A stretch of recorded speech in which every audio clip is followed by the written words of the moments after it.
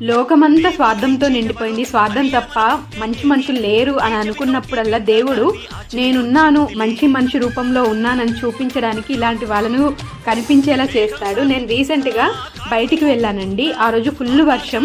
అయితే ఒక పల్లెటూరులో స్ట్రక్ అయిపోయాము. అక్కడ మెకానిక్ షాప్స్ ఏవీ లేవు.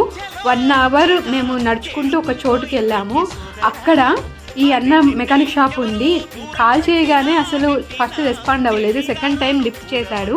నేను మాట్లాడగానే అమ్మాయి బాధలో ఉందని చెప్పి వచ్చి మరీ రిపేర్ చేసి ఇచ్చాడు. చైన్ పడిపోయింది. నాకైతే నిజంగా దేవుడు కనిపించాడు. అక్కడ లేకపోతే మేము దాదాపు మళ్ళీ ఇంకొక 40 మినిట్స్ ట్రావెల్ చేయాల్సి వచ్చింది.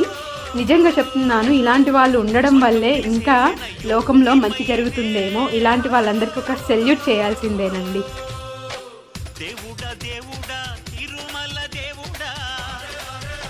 లోకమంతా స్వార్థంతో నిండిపోయింది, స్వార్థం తప్ప